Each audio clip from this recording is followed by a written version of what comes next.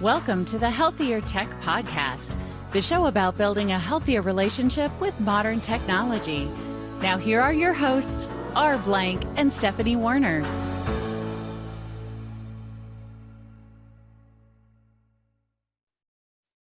Today, we have a very special guest joining us. Rita Savoia, a certified nutritionist, functional breathing coach, yoga instructor, workplace well-being consultant, speaker, and mental health and longevity advocate.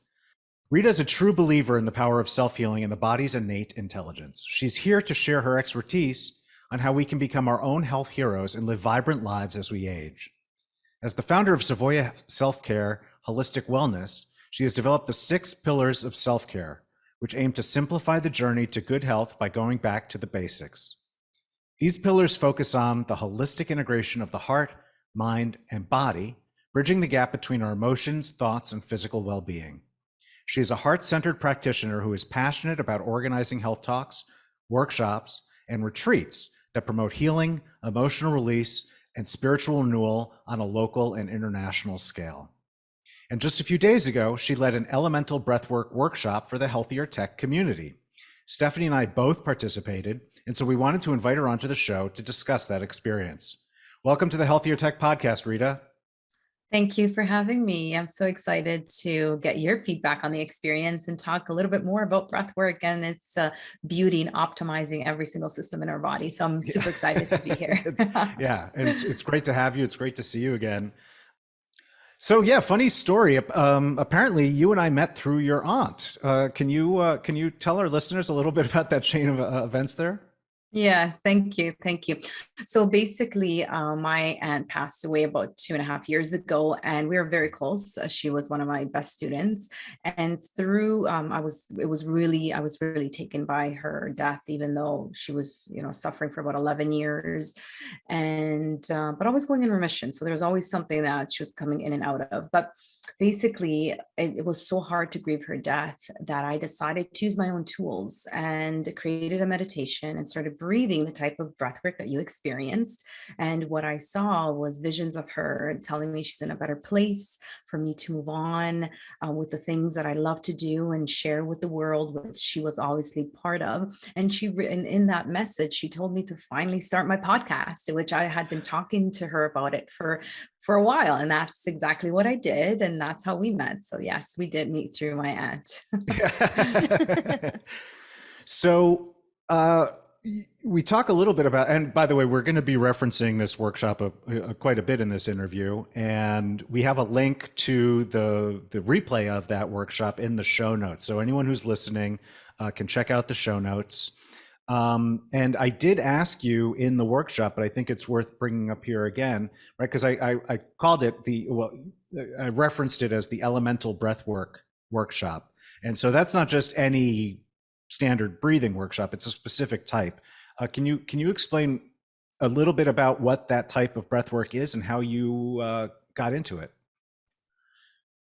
Yeah, for sure. So, and you're right, there are so many different types of breathing techniques and actual experiences out there now more than ever. So I'm so happy that everyone is really engaging this beautiful, powerful modality that we have at our nose tip, really, and mouth, of course, and to help us self-heal and release trauma and stuck emotions and just feel really, really good, get some clarity. So it's been so amazing for all of my clients and new people that get introduced to it. So this type of breathing technique or experience, as I like to call it, is made up actually from a man from Toronto.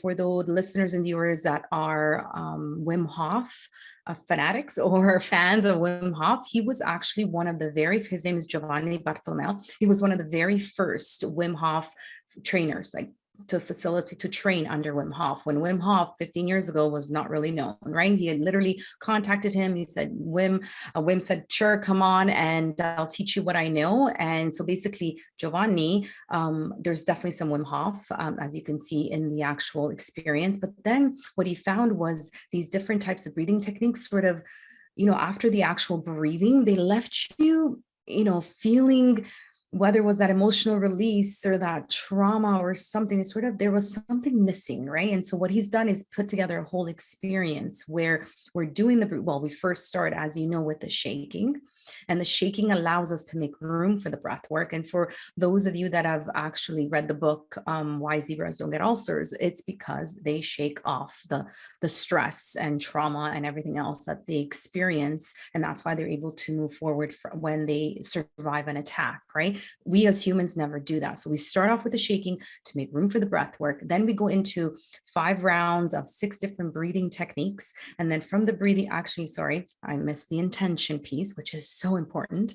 So after the shaking, we set an intention, and the intention again is very powerful because it guides the experience. So my intention when I did the breath work with my aunt was just sort of to release what I was feeling, the grief and the anxiety, and, give me strength to move forward. That was my intention. And that's exactly what I got. Right. So many times, another intention, I have to share this because I've had Sunday night scaries, or the Sunday night, whatever they call them, for Sunday night anxiety, really for ages, right? Ages, every single Sunday night. Actually, it wasn't even a Sunday night. It was Sunday afternoon by 2:00, feeling super anxious about the work week. And the funny thing is, Ara and Stephanie, is that I was coming to see me. I had my own business for 8 years. So what was I anxious about, right? I was not coming to a nasty boss, right? It was me. And so one breathwork session, because of course I do these as well for myself, I decided, why do I even have this Sunday night anxiety? I just want to get rid of it. That's going to be my intention for it today. I did the breathwork, left the class, didn't know if it worked or not. This was on a Wednesday. Sunday afternoon comes around. I'm looking for that anxious feeling, and it's not there. And Sunday night comes around. I was like, whoa, there is no anxious feeling here. And kid you not, it's been over 4 months now. Sundays are beautiful again, right? I got rid of this Sunday night anxiety with that intention in mind, because, when you do anything with intention, this just amplifies the actual objective and the results, right? So we set the intention, we do the breathing techniques. There's about 6 breathing techniques that we do, and I'm more than happy to share sort of the benefits and, what's behind each one.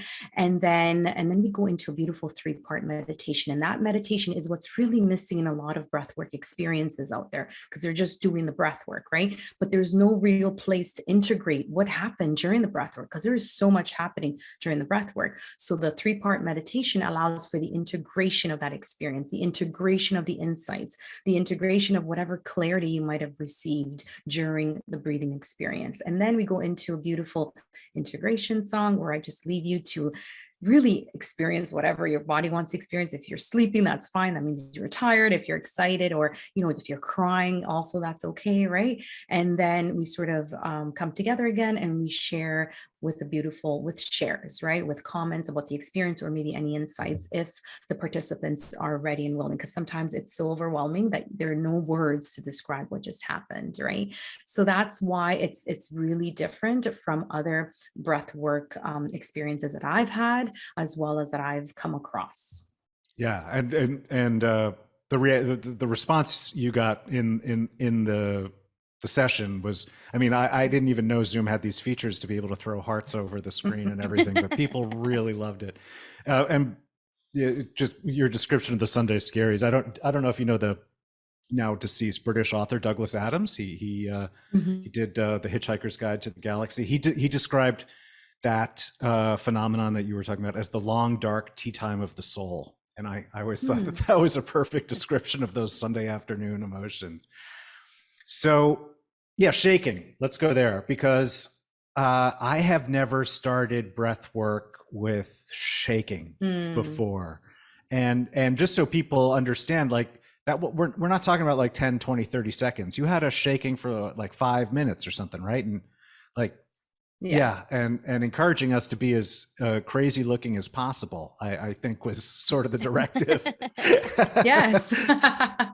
Exactly. Yes. Dancing to express and not to impress. If you want to dance, if you Yeah. want to dance it out. Yes, it was really releasing that tension and that anxiety. And also, for a lot of times, for a lot of people, being in our bodies, we're so not used to it, right? We're always in our Mhm. heads. So that allowed us to really release that as well. Or maybe perhaps, and we do this blindfolded, by the way, so that we really tune out the outer world and we can really go within. And the shaking, as I mentioned earlier, it really, every single animal out there that does it, right? Okay, some people, I think it's the possum that doesn't, maybe the possum, oh no, I'm getting confused with the fight or flight.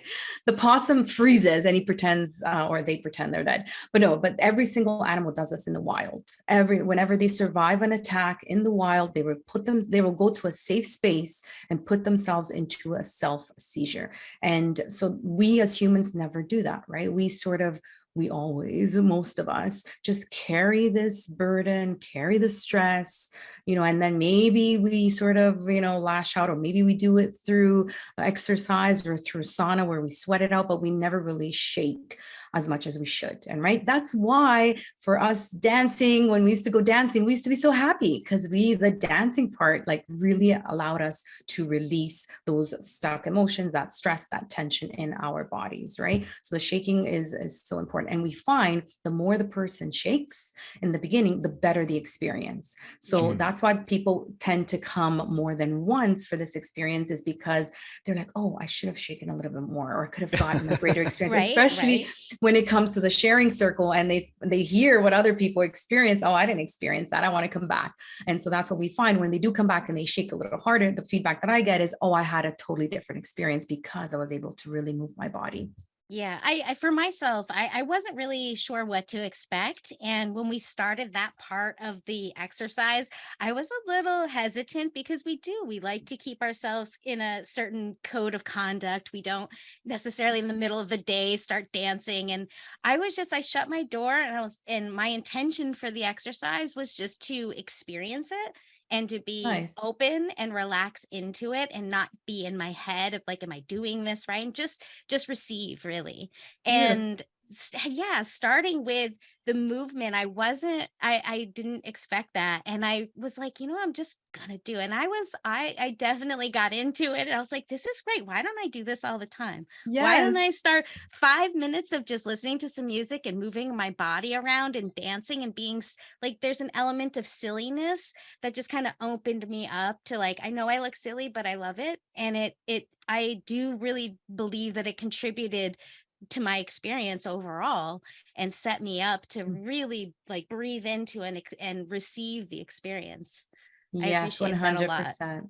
Thank you. Yeah, no, it's amazing. And also I have a client now that before he comes home from work, he'll park the car in the garage and literally shake his day off and then enter the home, right? That's another thing, is to sort of release what just happened. I do it between client calls, especially difficult client calls.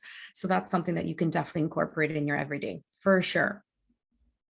Yeah, absolutely. And the other, you were so just kind of going back for me and my experience with the breath work is I have done breath work before in a Kundalini practice. Oh, And nice. when you were just talking, you were saying the part that's missing in a lot of breath work practices is the intention and integration. And I had this aha moment of yes, yes, I had some profound experiences with breath work in the Kundalini practice, but that part was missing, and setting Mhm. that intention and then having that meditation at the end really just made it feel like I feel like I got a lot more absorbed, a lot more that was able to carry over into the weekend and into the coming days. So so it's called Yes. elemental because each type of breathing you practice in the session is named after an element. Yeah. Correct. Yeah, because we're breathing to the rhythm of the music as well. So that's why the elemental rhythm So yeah, breathwork so experience. you start with earth, and then move into water, and then wind or air, Yeah. and then fire. Yeah, Air. and the pattern Hmm. is different for each. Yeah, so yes, for the first two, maybe the first three, the breathing pattern is similar actually, but we just speed up the tempo. Mm-hmm. And then for the breath of fire, or the fire breath, it's just really aggressive, ins and outs, ins and outs. And the breathing mechanics, really for the entire experience, is to breathe in through the nose, very sharp inhales through the nose, and then sigh it out through the mouth. So we're just opening our jaw a little bit and just sighing it out through the mouth. Yeah, Yeah. except you gave an exception on the fire where you could Yeah. do the both in and out of the nose or in and out of the mouth or in the nose and out the mouth. The fire. So anyone, you should go watch the video. Fortunately, you won't see me practicing. You'll see Rita leading. But the fire was incredibly hard to keep up. Yeah, and you're not alone. It is definitely by far the hardest one, the most difficult one. Also, that's why it's only 30 seconds, so it doesn't last long. But Yeah. definitely, and it's really simulating hyperventilation, right? Where Mm. sort of that chest, upper chest movement as well. So it's one of the hardest ones. Also because we're it's the stress response that we're activating too, right? So that kind of builds into the difficulty of it as well for hormesis, right? Good stress. We want to stress the body just a little bit for just a little, a little bit of time so that we can build that resilience, right? That's the actual benefits behind that. So in your practice, you work you work with clients individually. You also lead workshops. What what are the differences, if any, that are report like? So if you're doing a breath work with a one-on-one with a client versus you're leading a group of 6 or 10 or 20, like what are the differences in the experience, in the results? Are Yeah. there?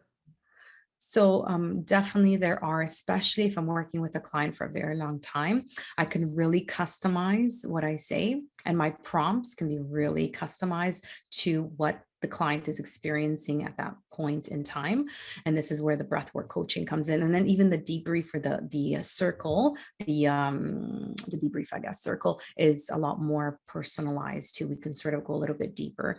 However, the group experiences are magical as well. And even doing them online, I feel the energy, and I feel like you've witnessed this as well, right? Yeah. But in person, they're even more amplified. But the group energy and the group experiences, but really nothing is happening by coincidence. The people that do come for the class are there for a reason, and there's just such a beautiful energy that's created within a group setting. So I would say there are advantages to both, right? Because I do also encourage, well, it's part of my package. If you are my one-on-one client, then you're coming to all of my online new moon group sessions. So there are some benefits that you can gain from coming, doing the group stuff, even though you're working one-on-one with me. So there are differences. The personalization comes in for sure, and the adaptations to whatever scenario or situation that the person is going through. And how often do you ideally recommend someone practice something like this? Yeah, so there's a few things, right? So in terms of the one-on-one coaching, I usually do it once a week, one-on-one. The breathwork experience that you've experienced, there's actually two. Maybe we can do another one. Actually, there is the one that you did was the breakthrough, right? It's really hardcore. It's the yang, like let's go, let's breathe really hard, and then there's a sort of yin part of it too. It's like so what I do usually is I do the yang for new moon, and then the yin, because the full moon, everyone feels super fatigued and drained because of the full moon. We do more of the yin style. So it's a lot slower pace, but people still get the amazing breakthroughs that they do during the yang.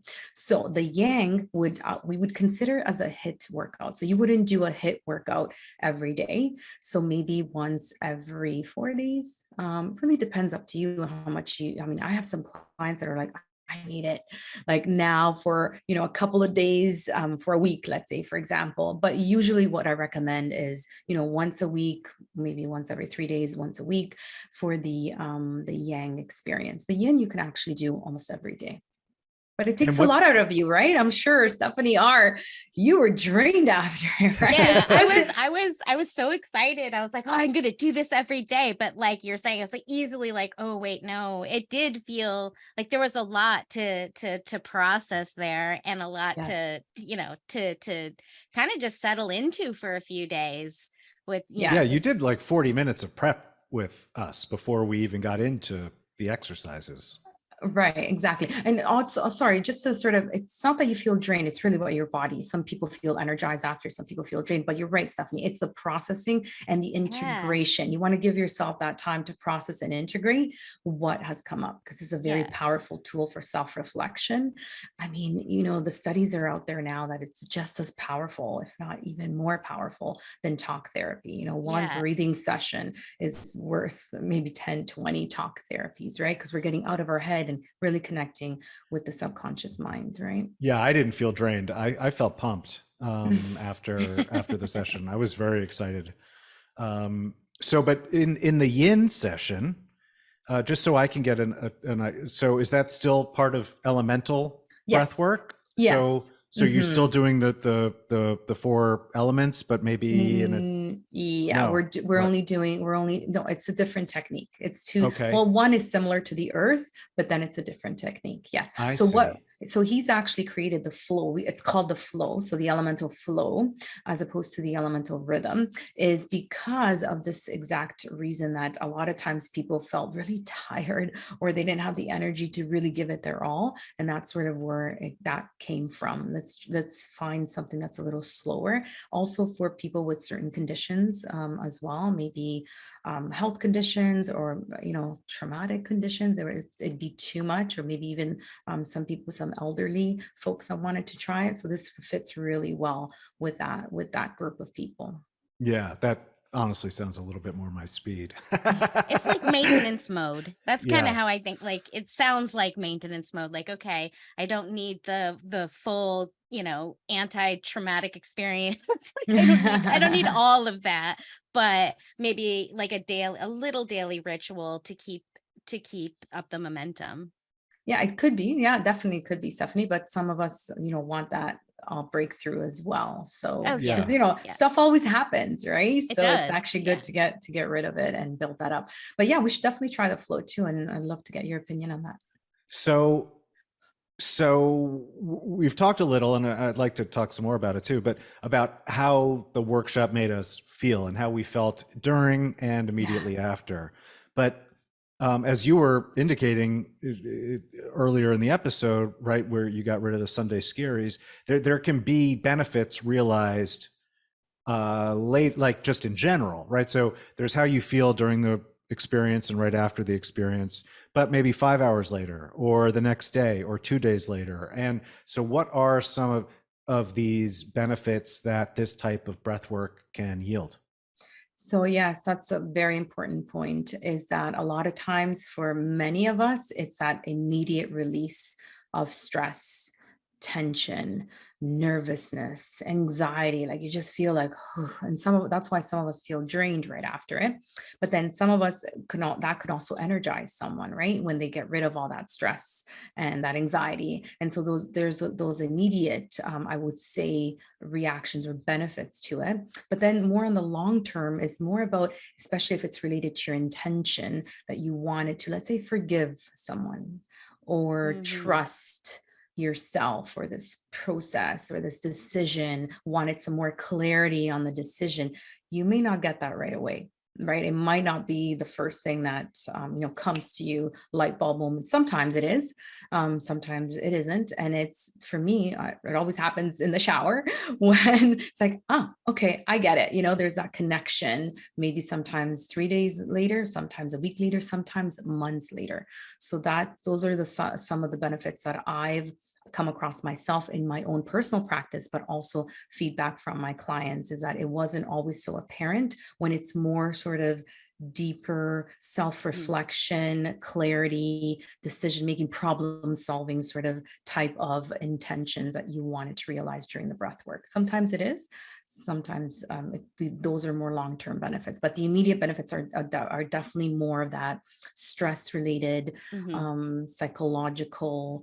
Sometimes, even though forgiveness, or I have some clients that really overcame sexual trauma during one of their breathwork sessions, like right then and there, through the different prompts that I used. So, and this is something that she was working on for ages with her psychotherapist. So Hmm. it really depends, but these are the kinds of benefits that we see just by engaging in this type of breath work.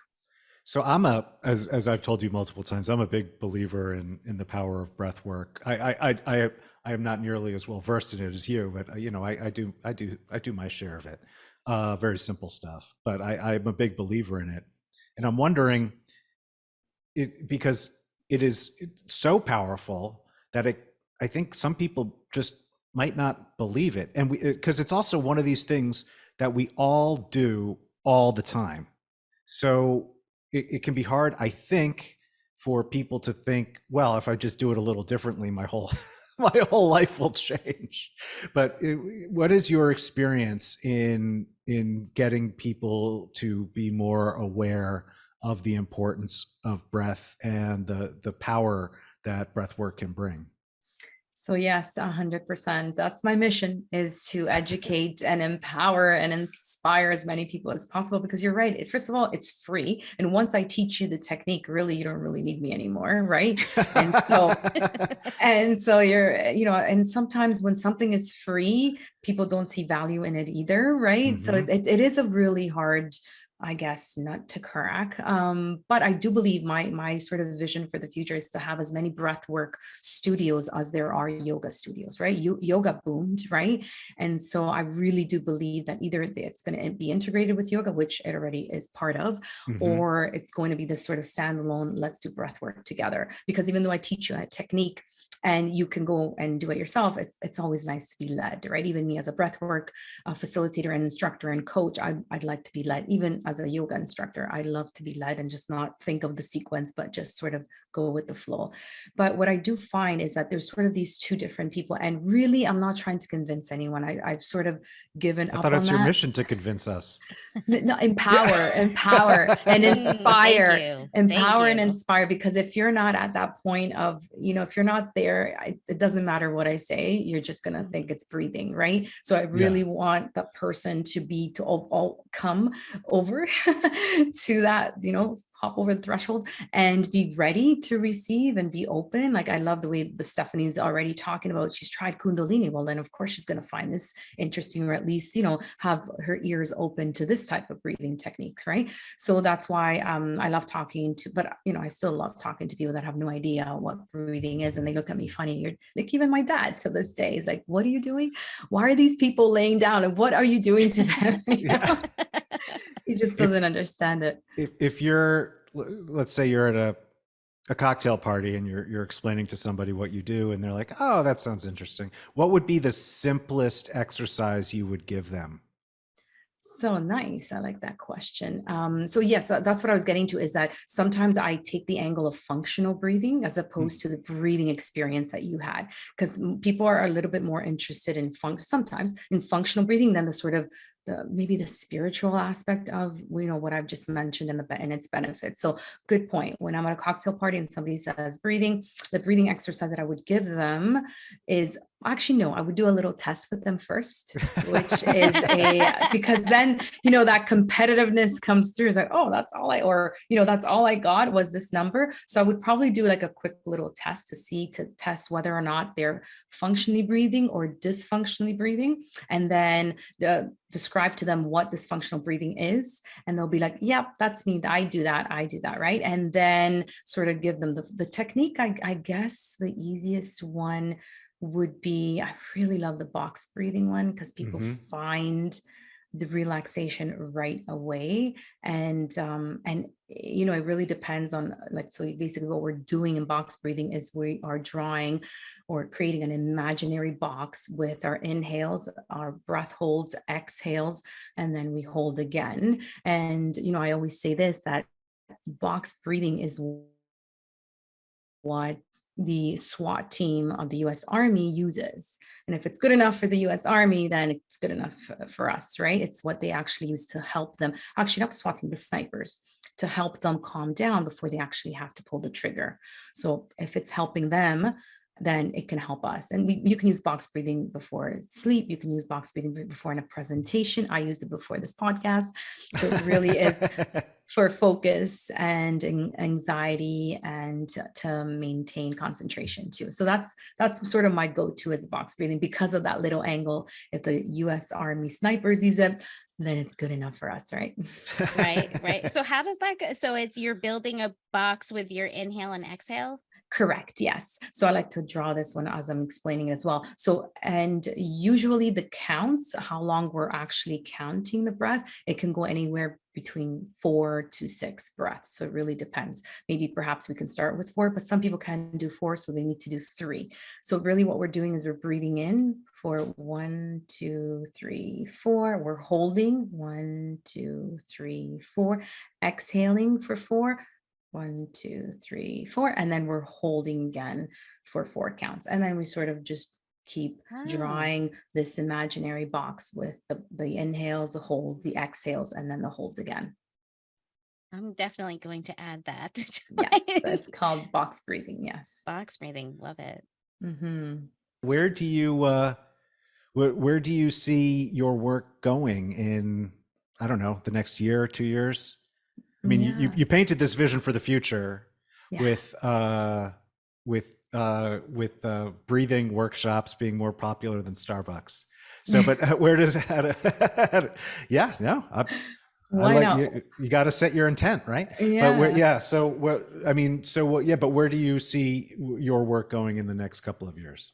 So I'm really, really hoping or aiming to penetrate the workplace wellness, the Mm. workplace with this type of breathing. Because how amazing would it be to walk into a meeting and do a breathing exercise before going into a brainstorming session or before going into a really, really tough meeting or just in general.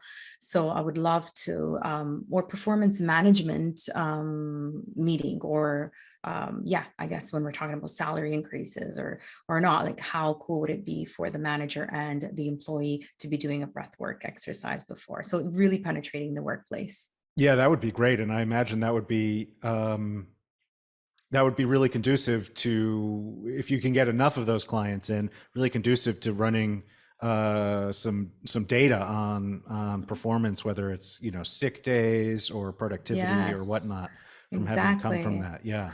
Actually, that reminds me that in Japan, what they do is when they have a problem, they'll actually, I'm not sure what they'll put in the middle of the actual room, and then they'll sit around this, let's say, I'm not sure, a jar with the problem inside it, and then they'll all breathe together and sort of try to come up with individual problem solving solutions for this particular problem. And it's through the breath work that they do it together, and then they go into the actual meeting room. So Oh, that's cool. Yeah. super cool stuff, right? So I understand you wanted Stephanie to take some kind of test. Yes. I had to unmute so I could laugh. Oh, yes. Yeah. Come on, you know you want to join. No, she asked for you. I don't want to step in. So, okay, you can both join, and of course, the listeners as well. And so, again, this is sort of the test that I do when I do start any sort of workshop, breathing workshop. Well, I was also gonna, is this the same test you would give at the cocktail party, or is Yeah. this a different? Okay. Yes. I mean, depending who I'm talking to, if they're open and willing to do it. Right, right. I might have lost the person already at breath work. Breath what? So that might not be the solution. But so this one is called the control pause test, or the body oxygen level test. So basically what we're trying to do is to understand our carbon dioxide tolerance, because I think I said this during the actual session as well. It's a myth that the more oxygen we take in, so the more we're gasping for air, the more oxygen is getting into our cells. It's actually carbon dioxide that allows hemoglobin to release that oxygen into the cell. So in order to optimize your oxygen levels in your cells, tissues, muscles, or in organs, it's really having the carbon dioxide built up there. And I know this is like, what are you talking about? And it's so true. So we want to test this carbon dioxide tolerance. So how through breath holds. That's why a lot of popular breathing techniques involve breath holds, is because we actually want to train our body to retain more carbon dioxide to help to release those oxygen molecules. So this is a test that actually allows us to test for that. And Kiesel in 2017 actually came up with a little, and they did this with athletes, with a little legend. What does the test, once you do the test and the results, what do they mean in terms of functional breathing and dysfunctional breathing? And this is sort of how we can test that. So what we do is just take normal breaths in and out through the nose. And then, so I'll explain it first, Stephanie, and then you can do it. I'll go through it again. And then we're going to take a normal breath through the nose, and then we're going to exhale. And then at the bottom of the exhale, we're going to hold our breath. I'm going to put a timer on, and then you just tell me when, maybe just raise your hand when you have taken that breath. So again, inhale through the nose and out. And then we're going to inhale, and then we're going to exhale and start the breath hold at the bottom of the exhale. And then just raise your hand once you have to take that breath again. Okay. We haven't started yet, have we? Because no, I'm glad we did it. I was breathing while you were talking. Yeah. No, it's like I'm still breathing. You were practicing. Okay. Yeah. Okay. So then yes, so we hold the breath, and then just put your hand up so I know where when to stop the timer. Okay. So just important to know that when you do want to breathe, it shouldn't be this like aggressive gasp for air. It should be sort of a normal inhale, okay, or else you've gone a little too far. Yeah, don't turn blue. Yeah. In through the nose and out. And then again, in through the nose and exhale normally. And once you've emptied out your lungs, let me know when to start with the breath hold. Okay.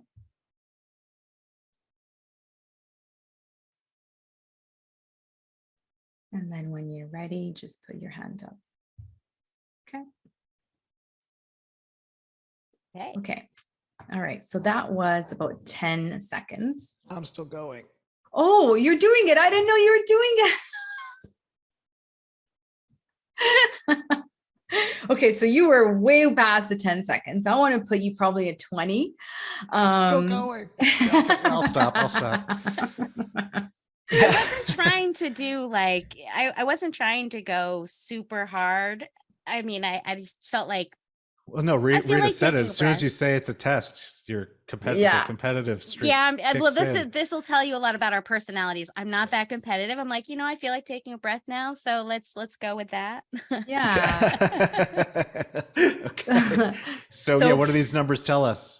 So what these numbers tell us is that if your breath hold was anywhere under 20, then there are some signs of dysfunctional breathing, because basically, if you were able, for example, if you're more of a mouth breather, or if you're more of a chest or shallow breather, then those are signs of dysfunctional breathing, and those actually impede your carbon dioxide tolerance. So how much carbon dioxide you can actually and let's put a little flesh on that term. What is dysfunctional breathing, right? Because you're still breathing.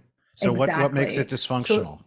So you're not optimizing that breath. You're not optimizing that release of oxygen from hemoglobin because of your carbon dioxide tolerance levels, right? So usually the signs and symptoms, you might be saying, okay, so what does this mean really? Is that you're more of a mouth breather. Maybe you breathe more through your mouth at night. So you may not even know that, because you're like, oh, my mouth is always shut during the day, but maybe at night you're mouth breathing, right? So that's why there's this popular thing to do now, is to tape your mouth at night, which I highly recommend and look into. Really? Sure. I've never heard that. I hope your nose doesn't get congested once you've done that. A mouth breather.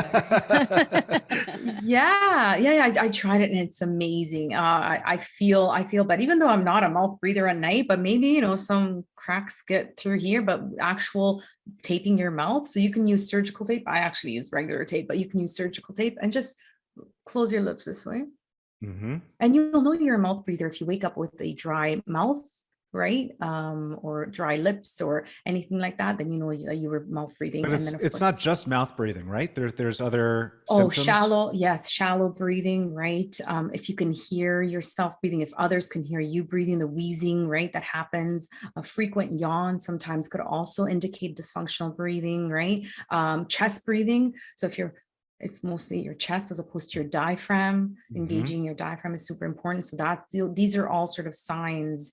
But even easily getting stressed and panicking easily can also mean that you're not Just engaging describing me. in functional breathing. So what is Stephanie supposed to do now that we've diagnosed her? Yes. Exactly. Also, I want to add this to it, just super important. 25% of back pain can also be attributed to dysfunctional breathing. And also they found that 78, actually, no, higher, a little bit higher than that. I think it's 80% of people with depression actually have some sort of dysfunctional breathing. So that can really, because the breathing is connected to a parasympathetic nervous system, right? That relax, digest, heal part of the nervous system. We can activate it through functional breathing, right? So what should we be doing? Nasal breathing, Stephanie, all the time, as much as possible. I always say the mouth is made for talking, of course, and eating and then kissing, of course. But the rest of the time, it should be nasal breathing. So now that you're aware of this, and R as well, you can tell her when you see that her mouth is open, but nasal I'll just tell her all the time. He tells me that all the time. I don't need excuses. Yeah. But it's funny when I breathe through my nose, I do it feels like I'm not getting as much air, or as like it's like it almost feels like it's congested all the time a little bit, like there's or a small canal or something. So I know I breathe through my mouth a lot. And but when I swim, I do a lot of freestyle swimming, and I'm holding my breath for long periods of time. So I know I can do it for sure. But in just day-to-day practice, I don't use my diaphragm. And that's something that I was doing through the exercise. And I think that one of the interesting things that I experienced was I felt my breathing and my chest expanding. So with every round we did, I was holding longer. I was, and it felt really interesting physically, not only emotionally, doing the exercise and the days after that. I definitely could see a change in how I was breathing. 100%. And Stephanie, you're right, spot on, because it could be some structural congestion, sinus issues that you may have that make it difficult to actually breathe through your nose. But another thing with our nose, if we don't use it, we lose it. Our nose starts getting lazy. Oh, you're not using me, then I'm not going to actually optimize or facilitate. Wow, your nose has tude. Yeah. Attitude, of course. Yes, of course. Yes. Well, in the exercise, you were telling us that, or pointing out, which I think we all know, but maybe don't think about, but that's also where the follicles are that filters out the air that we're breathing in. So you were hitting home some really important messages. There was a lot there, and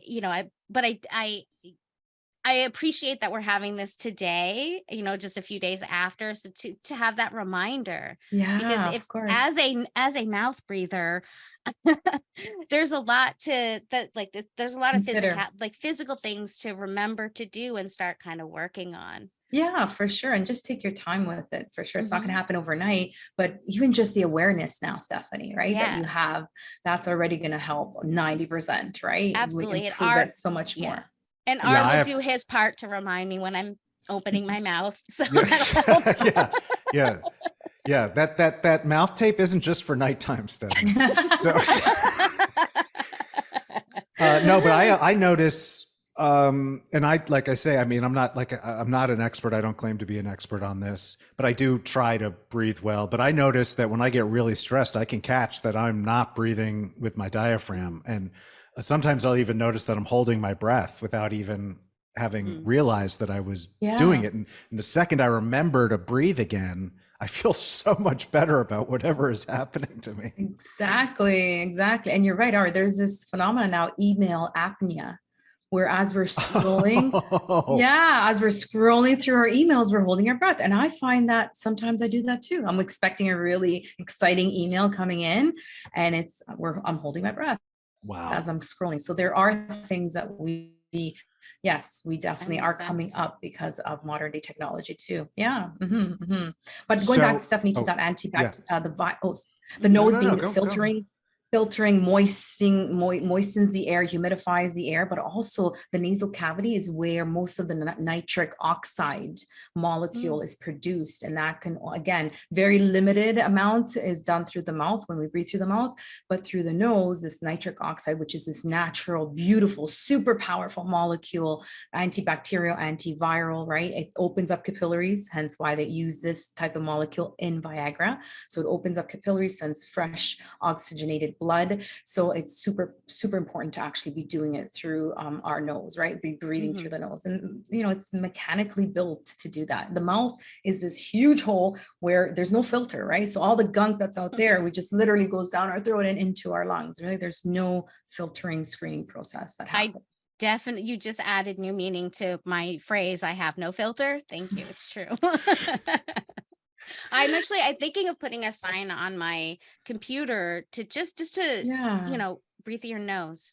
Use your nose, breathe through your nose, because that is definitely one small thing that I think if anyone out there listening recognizes that they're more of a mouth breather, that seems like a pretty good first step, is just recognizing that I'm doing it, and then use my nose. Just use my nose. Then I'll add diaphragm. Yes, 100%. One step at a time, for sure. It's a good strategy. So for anyone who's listening, right? I mean, you're based in Toronto, but for our listeners who may not be in Ontario, you offer these online workshops, and you can get anyone who's listening can get a taste of them. Because again, in the show notes, we have the link to watch this workshop that we did last week that we've been talking about. And then if you like that and want to experience more with Rita, your website is savoiaselfcare.com, and we'll put that in the show notes. And by the way, there's a lot up there. It's not just about your courses. You have recipes, you have ebooks. I love this mental health shopping list. I wish I could go out shopping for my mental health. And of course, you have your own podcast, which you've been gracious enough to have me on. But then you also have these bookings for the group breathwork sessions that happen remotely. Yeah. Yes. So they happen every new moon online, and I am offering all of your community 50% discount. Excellent. And so that's with the code HealthTech50. Yes. And we'll have that in the show notes as well. So the direct link to the group breathwork sessions will be there along with the coupon code. But even if you're not interested in the group sessions, I suggest you check out Savoia Self-Care. And you also have links to all your socials. You have lots of social. So anyone is interested in connecting with you and learning more, that's a really great place to start. And Rita, this is it's just been such a pleasure getting a chance to meet you. This whole thing because I guess I was first on your podcast. It was a while ago now, I guess, like a year ago. But this whole kind of happenstance relationship is exactly what I love to get out of podcasting. And I'm really glad that we crossed paths, and I look forward to creating more experiences with you. I really appreciate the work that you do and what you did for our community. Thank you so much. Thank you for giving me the opportunity to present and facilitate this beautiful modality that I so believe in so much. So thank you for the experience and the opportunity. Thank you, Stephanie, for your feedback too. Thank you so much for listening to this episode of the Healthier Tech Podcast. Remember to check the show notes for all the links and resources mentioned in the show. Please like and subscribe to the Healthier Tech Podcast on Apple, Spotify, or your podcast platform of choice. Get your free quick start guide to building a healthier relationship with technology and our latest information at healthiertech.co.